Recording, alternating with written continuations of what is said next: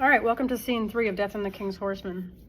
Scene 3 is a scene where we're back at the stall, back at the market, and Amusa is coming back to the market to try to get Ellison to stop from killing himself.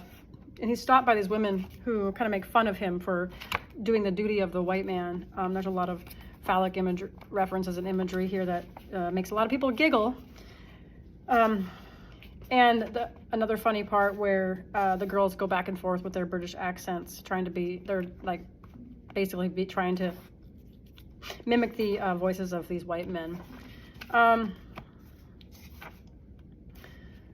So Ellison completes his business of getting married to the bride, who doesn't have any other name besides bride, and she doesn't have any speaking parts. He completes his business, and he kind of shows that he's completed his business. And then the praise singer plays the role of the king and the dead king, and tries to call Ellison into the afterworld from the afterworld. And so he says, "Can you hear me?" And Ellison says, "Faintly, my king, faintly." And the praise singer says, "I know the wickedness of men," in the voice of the king. "Is there weight on the loose end of your sash?" Basically, are you being held down by something? Is there something keeping you on earth that I should know about? Because I can't stand here at the gates of heaven for so long. Like, I have to go in at some point. And so Ellison basically promises his king that he's coming. And Ellison's voice gets drowsier and drowsier, and then the praise singer transforms into his own person, like the person who is friends with Ellison. And he talks about the abyss. "Is there darkness gathering in the edge in your head, Ellison? Is there now a streak of light at the end of the passage, a light I dare not look upon?" So he can't look upon the darkness of the abyss.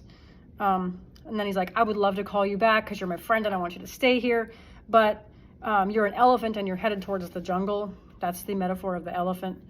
And Ellison appears to break down and go into his suicide. And then the scene ends. It's a pretty short scene. Iologia in this scene, just before the end of the scene, she talks about, it's a little diatribe on death. She talks about the death of the war kills the valiant, death of waters, how the swimmer goes, the death of markets that kills the trader, the death of indecision takes the idle away. Ellison's flaw, his fatal flaw, along with his greed and lust for life, is that he can't decide. Like he just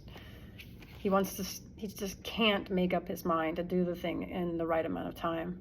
And you'll see when you read Hamlet in 2 years that this is the same fatal flaw that Hamlet has. He just needs more proof of everything.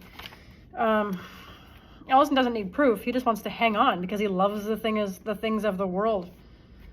And Iologia talks about the beautiful dying the death of beauty, takes an Ellison to die the death of death. And my opinion of this is that Iologia is talking about how the good and the just die beautifully, that there is a way to beautifully die. So like if I was thinking about the way I would want to beautifully die, it would be like at age 97 with someone reading poetry to me, my children all around, my grandchildren, and then just pass away. I kind of got chills thinking about that. So it takes an Ellison to die this death of beauty. It takes someone who is good and just. And it's good and just to be the Ellison because you're keeping the traditions alive, which keeps the city strong. This is all about structure. This is all about maintaining the life of the city and the life of their community. One thing too I'd like to add here is that tragedy requires us to not judge. It doesn't matter if you think this tradition is ridiculous. Kind of is, actually. It doesn't matter because in their opinion, if this thing doesn't happen, their city is going to collapse because at the end of the play, we have no idea where it's going. I mean, Iologia says, "Now forget the dead, forget even the living, turn your mind to the unborn." Well, we don't know the unborn. We don't know what's going to happen to their culture after both Olunde and Ellison have passed. They're floundering in an unknown sea. They don't know where, they have no leadership. And so, again, we're not supposed to judge. Tragedy says that bad things happen to good people, good things happen to bad people.